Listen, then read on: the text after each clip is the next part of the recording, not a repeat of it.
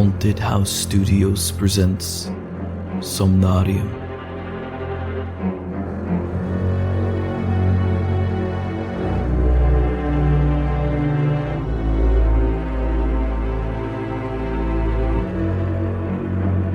Episode 17, The Blueprints.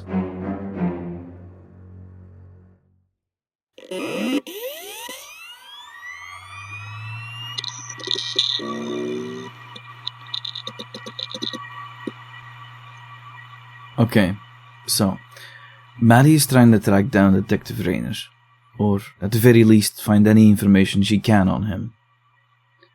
May hit that message for a reason.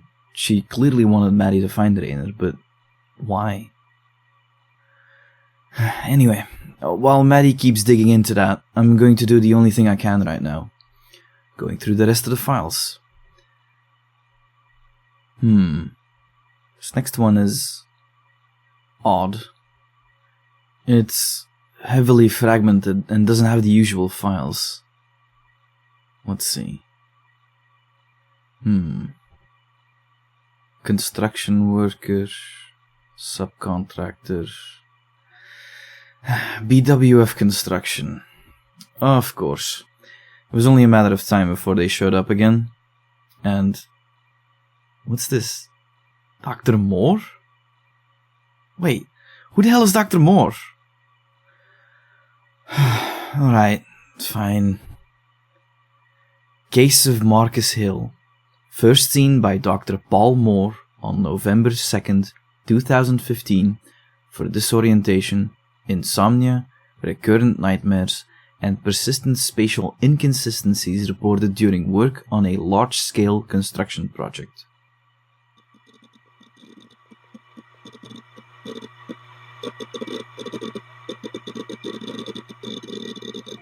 Patient application. Applicant, Marcus Hill. Date, October 28, 2015. Referral, Dr. Redacted. Dr. Renwyck. I'm not really the kind of person who writes letters like this, so I'll just keep it simple. I'm not sleeping properly. When I do sleep, I keep having the same kind of nightmare, and lately I've started having a hard time trusting what I'm seeing at work. I work construction. I'm a foreman for one of the crews on a large commercial project. I'm not in charge of the whole site, but I've been doing this long enough to know when something on a job makes sense and when it doesn't. You get bad revisions, late changes, engineers making decisions from an office somewhere that don't hold up once you're standing in the actual space. That part is normal. Annoying, but normal. This doesn't feel normal.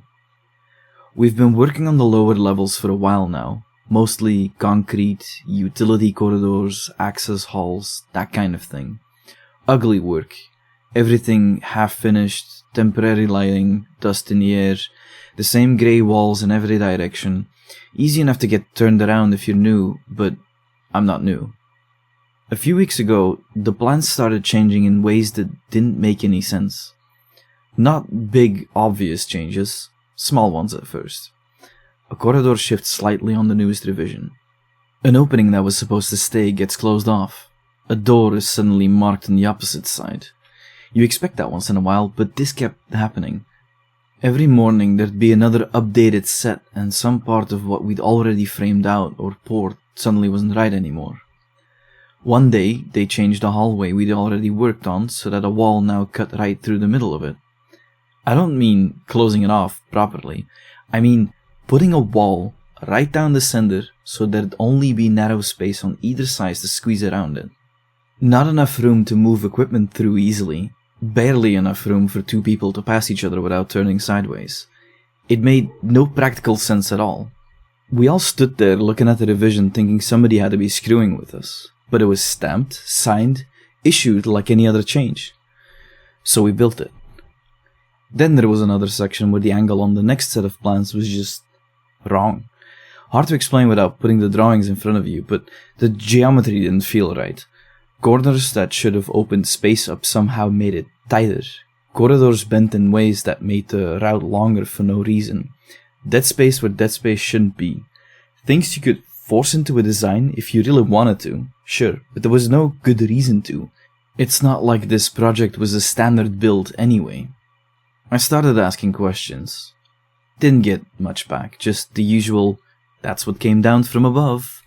Build to current revision, don't overthink it. So we kept building. The thing is, after a while it stopped just being irritating and started feeling wrong. Not haunted, not supernatural, nothing like that, no. Just wrong. There'd be days where I'd walk a section in the morning and then go back in the afternoon and it would feel different even when I knew nothing major had changed. I'd have the plans on me, folded in my back pocket, and still find myself hesitating at turns because the space in front of me didn't match how I remembered moving through it. Then I started having arguments with the men on my crew. One guy swore a section had been wider the day before. Another said he was sure a service opening used to be on the left side, not the right. I blamed it on fatigue, bad lighting, being underground for too long. That explanation worked fine until it started happening to me consistently as well. The worst was about a week ago. I was below ground checking progress and marking up a few things that needed correcting before the next pour. I had the current plans with me, I know that for a fact, because I took them out more than once down there. I went farther in than usual, past one of the newer sections they'd only recently opened up. I wasn't worried at first. I figured I'd take a quick look, turn around, and head back. Then I realized I wasn't what I thought I was. It's a stupid thing to admit, I know how it sounds, but I turned a corner expecting to hit the access route, and instead I'd be staring down another concrete corridor. I checked the plans, took another turn, wrong again. Backtracked, ended up somewhere I'd swear I'd already been before.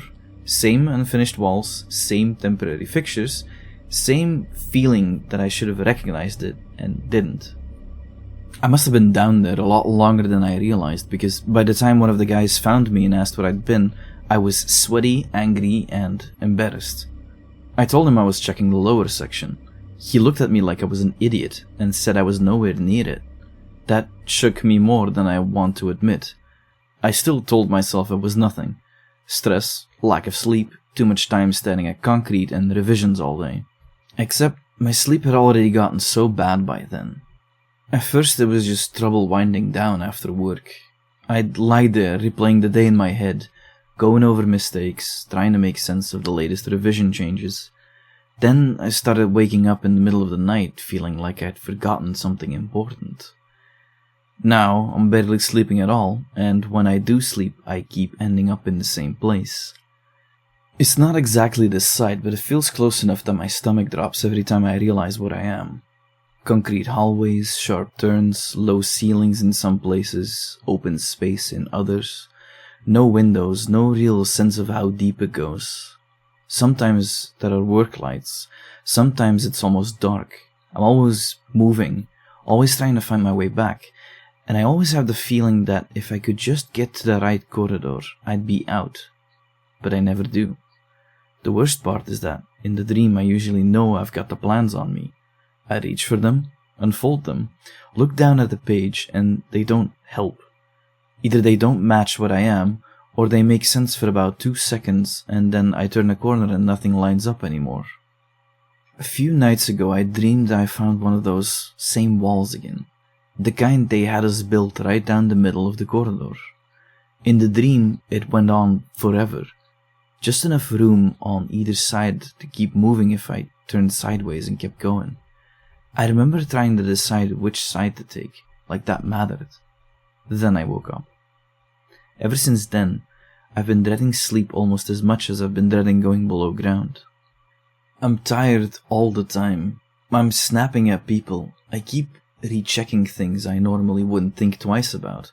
And I can't shake the feeling that the place we're building doesn't just have bad planning. It feels like it already has a shape. And the plans keep changing because somebody's trying to force us to match it. I know how that sounds written out like this. That's why I'm writing to you instead of saying it to anyone on site. I need to know if it's just exhaustion, stress, anxiety, whatever the answer is. Sincerely, Marcus Hill.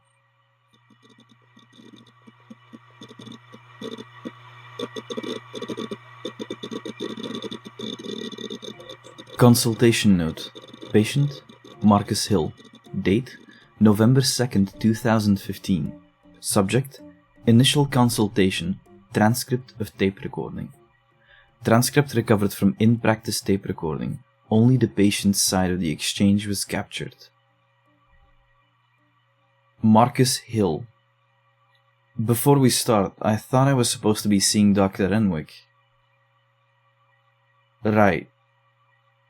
No, that's fine. I wrote a letter to her, that's all. Yeah. Construction. Foreman. Concrete crew. No, not the whole site, just my men. Yeah, I know what I put in the letter. That's the part I could write down without sounding completely insane. No, that's not a joke. Look, I already put the basics in there. The plans changing, the geometry not making sense, getting turned around below ground, the dreams starting after. You have all of that. The part I left out is what happened after. I didn't put that in the letter because I didn't want Dr. Renwyck to write me off as some lunatic before I even got through the door. At first I kept telling myself it would pass. Bad stretch and a bad job, too many hours underground, not enough sleep, too many revisions. I figured once we got through the phase we were in, once things opened up a bit and we were spending less time in those lower sections, everything would go back to normal. I should have called it then and just ended the contract. I should have taken one look at what that place was doing to me and walked. But the money was too good, and I knew a lot of my men needed the money. A couple of them had been chasing steady work for months before landing on that site. One guy had a second kid on the way. Another was helping his brother keep up mortgage payments. You don't just look those men in the face and tell them you're pulling out because the hallways are making you uncomfortable. So I stayed. And once I made that decision, I started doing what everyone does when they stay too long on a bad job. I made excuses for it. I told myself I was tired. I told myself the dreams were only dreams. I told myself getting lost once with the plans in my pocket was embarrassing, sure, but not impossible. Then the dreams started changing. At first it was always the same thing. Concrete corridors, low ceilings, turns that don't line up, trying to find my way back out with plans that never quite matched what was in front of me. That was bad enough. Then I started getting the feeling I wasn't alone down there. Not seeing anyone. Not at first, just knowing. I'd be walking down one of the corridors in the dream and feel it behind me. Not close enough to touch me, not close enough to hear breathing or footsteps, but there, keeping pace like it knew where I was going before I did. The first few times I didn't look, I just kept moving faster until I woke up. Then, one night, I did. There was nothing behind me, just the same corridor stretching back the way I'd come. Only when I turned forward again, there was a man standing at the far end of the corridor. I say man because that's the shape of it. 2 arms, 2 legs, hard hat, work boots, high-vis jacket. Except it wasn't a man. It was too still. You know how people shift without realizing it? It had none of that, just stood there looking like a worker cut out of cardboard and left upright in the dark. I couldn't see its face. The hard hat brim covered too much and the light behind it wasn't right. But I knew it was looking at me. I woke up before it moved. Next night, I dreamed I was back in one of those narrow corridors, the kind with a wall splitting the middle so you'd have to squeeze past on either side. I was turning sideways to get through when I heard movement on the other side of the wall. Same pace as me, same stops, same starts. I stopped. It stopped. I started walking again. It did too. And I don't know why, but I sped up toward the end of the dividing wall because I wanted to get around it and see what was keeping pace with me. I made it to the end, turned the corner, and there was nobody there. Nothing. Just more corridor. I remember standing there in the dream with my heart pounding, staring at an empty stretch of concrete, and then I looked down. There were wet boot prints on the floor. Fresh ones. coming around the corner toward me, but stopping a few feet short. I shot awake and just sat up, trying to catch my breath for a bit. That was when I started dreading sleep. I wasn't just sleeping badly anymore, I was trying not to sleep at all. I started staying up later because I knew the second I dozed off I'd end up back down there. Then I'd be exhausted on sight, which only made the whole place feel worse, which made the nights worse, and then I'd just be stuck in the same cycle. The men started noticing something was off with me. No, they didn't say it straight to my face, but you can tell. Somebody asks if you're alright twice in one shift. Somebody else offers to handle a walkthrough you normally do yourself. You catch them looking at you a second too long after you stop dead in a corridor trying to remember whether you've seen it before. One of the guys actually asked if I was sleeping at all. I laughed it off. What else was I supposed to do? But then, it got worse. So much worse. We'd run late again. I sent the crew home one by one until it was just me down there doing one last check before heading out. Nothing complicated, I just wanted eyes on a section before the next day's work started. I remember being annoyed more than anything else. Tired, pissed off, ready to go home. I was in one of the newer lower sections, walking past a run of fresh concrete and temporary lighting, when I got that same feeling from the dreams, that someone was behind me. I stopped. Nothing. No footsteps, no voice, no movement. I kept going. A few seconds later, I heard something scrape behind the wall beside me. Not loud, just enough to make me stop again. It sounded exactly like a boot dragging over concrete. I called out, thinking maybe one of the men had stayed behind without telling me. No answer. I waited. Nothing. I should have walked around and checked. I should have turned the corner, looked for myself, proved it was nothing and been done with it. Instead, I kept moving. Then I heard it again. Same pace as me, same side of the wall. And the wall wasn't supposed to be that long. I knew that section. I knew roughly how far it ran before it opened up, and I knew I should have hit the end of it already. But I kept walking, and the wall kept going, and that sound stayed with me the whole time on the other side. Same drag, same step. Same drag, same step. I stopped again and just listened.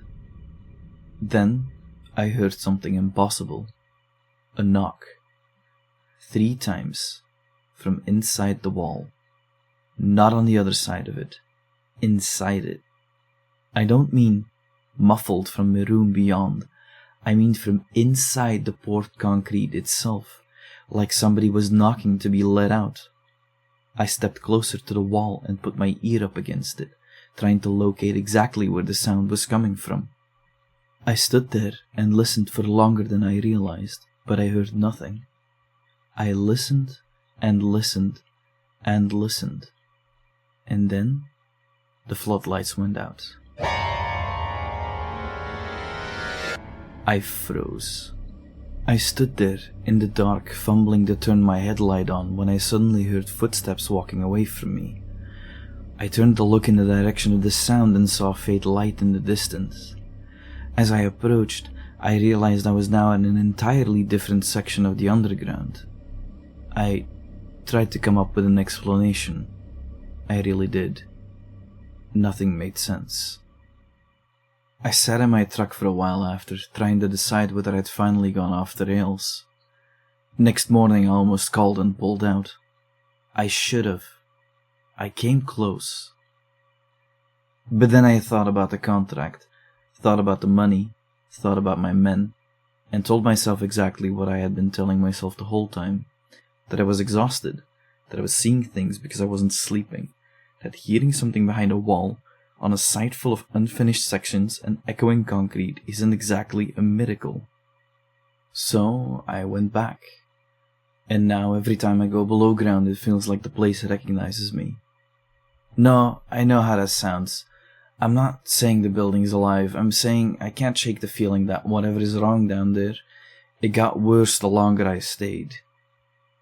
And now I'm here. Because I can't handle not trusting my own senses on a site where people are depending on me. So, tell me it's stress, tell me it's sleep deprivation, tell me I need a week off and a prescription, and 8 straight nights in bed. Fine. Anything that doesn't make it sound like I'm imagining things. Clinical summary. Mr. Hill came in looking exhausted, tense, and more than a little embarrassed to be here. He was coherent throughout and did not appear confused, detached from reality, or unable to follow the conversation. If anything, he seemed frustrated by how difficult it was to explain himself without sounding irrational. Most of what he described lines up with a man who has been overworked for too long and is no longer sleeping properly. He reports long hours on a demanding construction site, repeated frustration with changing plans, a growing sense of disorientation in the underground sections, and nightmares that now seem to borrow directly from the place where he works. He also described one recent late-night incident on site that clearly unsettled him, involving sounds and a visual impression he could not explain. Even so, my first impression is not that Mr. Hill is detached from reality, but that he's worn down. Poor sleep, chronic stress, repetitive underground work, low light, and too much time spent in unfinished concrete spaces would be enough to leave many people jumpy and second-guessing themselves. In that state, it becomes much easier for the mind to turn ordinary sounds, shadows, and half-seen details into something more threatening than they really are. What stands out most is not any one event, but the cycle he seems to be caught in. He is sleeping badly, which makes the sight feel worse. Then the sight follows him into his sleep, which makes the next day worse again. He does not strike me as someone inventing these experiences. He sounds like someone who is exhausted and frightened by his own lack of rest, and no longer confident in his ability to separate stress from perception. I am aware of the kind of cases Dr. Renwyck has taken an interest in, though at present I do not understand how Mr. Hill's situation connects to that work in any clear way. For now, I believe the more ordinary explanation is still the most likely one. I prescribed a short course of anti-anxiety medication to help reduce his baseline tension and improve the chances of more regular sleep. He was advised not to take it before driving, operating machinery, or returning to work, and to use it carefully until he knows how strongly it affects him. I also advised him to avoid staying alone below ground unless absolutely necessary, to cut back on overtime where possible, and to keep a written record of further dreams, disorientation, or unusual experiences on site before the next appointment. Follow-up recommended within 10 days.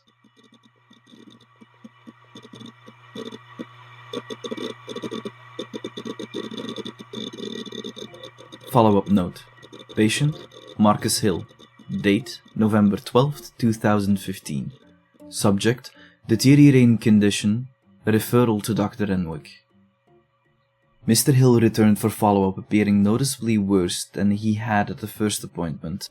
He looked more tired, more distracted, and less certain of his own ability to explain what has been happening to him.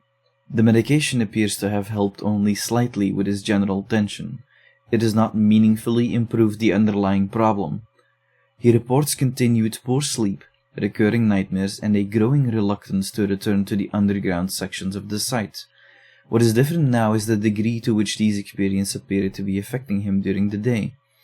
At our first meeting, he still seemed able to keep a firm line between what he was dreaming and what he was encountering at work, even if that line was beginning to fray. That no longer seems to be the case. Mr. Hill described another episode of disorientation below ground, this time while accompanied by members of his crew. He stated that he became convinced they had taken a wrong turn, and argued that they were moving deeper into the structure rather than back towards an access route. According to him, the others disagreed immediately and seemed confused by his reaction. He was unable to explain exactly what made him so certain in the moment, only that the route ahead felt wrong in a way that he could no longer ignore. He also admitted that he had started checking behind himself repeatedly while underground, even when he knows nobody is there. Most concerning is the way his sleep and waking experiences now seem to be feeding directly into one another. He reports that the dreams have become more detailed and more difficult to dismiss on waking. He no longer describes them only as anxiety dreams about getting lost. Instead, he speaks about them as if he is returning to the same place each night and continuing from wherever he last left off. He appears aware that this is an alarming way to describe a dream, and he made repeated efforts to correct himself while speaking, but the impression remained. I still believe exhaustion, prolonged stress, poor sleep, and the conditions of the work environment are playing a major part here. Repetitive underground spaces, low light, monotony of materials, and the pressure of constant revisions would be enough to erode anyone's confidence if paired with worsening insomnia. Even so, I am less comfortable than I was at the first consultation dismissing the full picture as a straightforward stress reaction. Mr. Hill does not present as theatrical, attention-seeking, or eager to exaggerate. If anything, he continues to seem embarrassed by the seriousness of what he is describing. Because of the continued decline, the persistence of the dream pattern, and the increasing overlap between sleep disturbance and waking perception, I am referring Mr. Hill to Dr. Renwyck for further evaluation. I know the parameters she has specified for the cases she prefers to review personally, and I would not normally make this referral without a clearer reason. In this case, however, I do not believe routine follow-up under my care is likely to be enough. Mr. Hill was advised again to avoid remaining alone below ground if possible, to reduce overtime, and to step back from site duties entirely if his judgment continues to worsen before specialist review.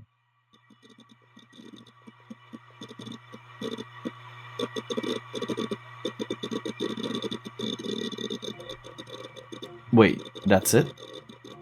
Where's the rest of it?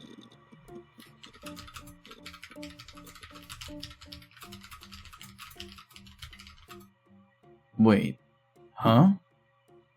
An audio file? Let's see. How do I...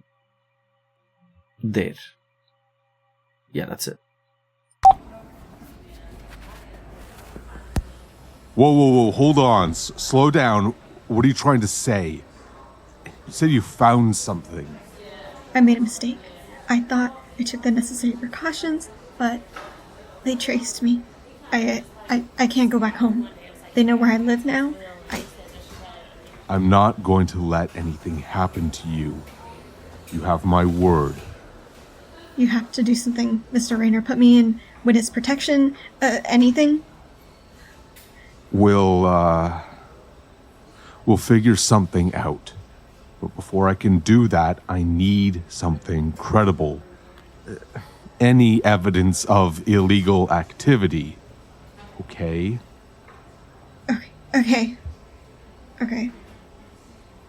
What about construction plans and addresses of hidden underground facilities? Yeah, that'll work. Show me.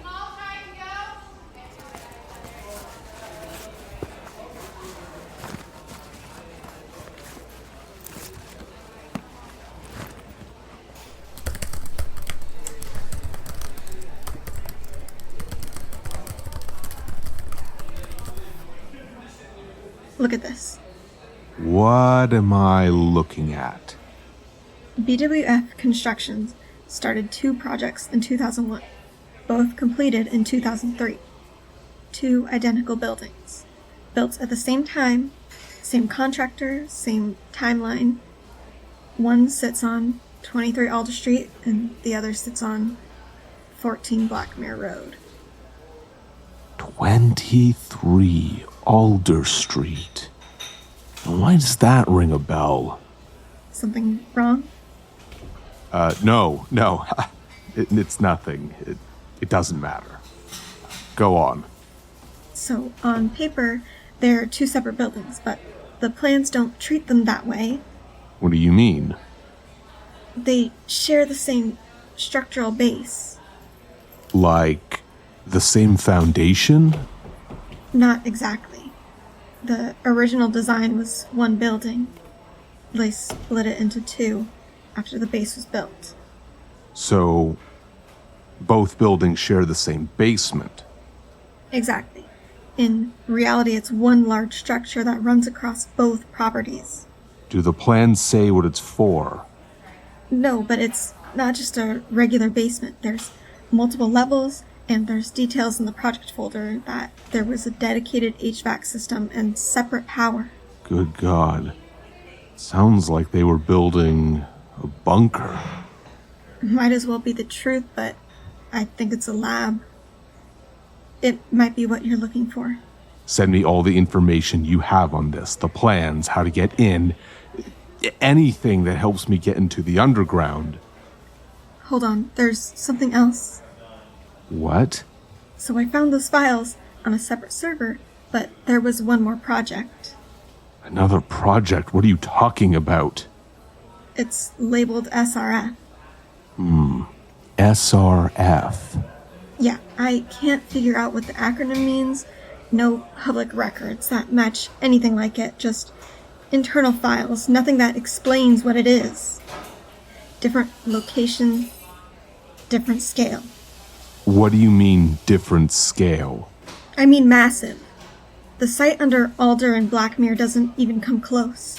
How big are we talking? Big. More than that, they've got deep excavation permits. So they can just keep expanding. I'm afraid so. Do you have an address? No, the location was redacted from the files. It could be anywhere. Looking at these plans, they'd need an enormous construction site to hide it. I'll head down to city planning in the morning and see what I can dig up. In the meanwhile, can you get me a copy of these files? Everything's on here. You did good, Cade. Call me May, please. I hate that name. All right. May, then. You did good. Can I ask you something? Yeah. Of course. Do you play StarCraft? Do I play StarCraft? What even is that? What's StarCraft? Is it a game? The last game I played was, I don't know, Pac-Man in the arcades. Nothing. Never mind. So, what now? Now we get you somewhere safe. Wait, What's wrong? there's a guy watching us. Where? At the counter. Shit. Okay, listen, here's what we're going to do. 2 more just walked in. Okay, stay calm. I'm gonna get you out of here. You need to take that flash drive and get it out of here. Don't be ridiculous. We're walking out of here together. I don't think that's an option anymore. May, don't do anything stupid. We can still get out of here. It's alright. I won't put up a fight. What are you doing? Get that out of here. They won't hurt me as long as they know there's a copy out there. There's too many innocent people here to make a scene. May, I'll find you. I'm counting on it. That was Rainer and May? How is that possible? Wait, and what does that have to do with this case? BWF Construction shows up again. Ugh, every time I get an actual clue, I just have more questions. Maddie needs to hear this. Hopefully she found something on Rainer by now. No further material recovered.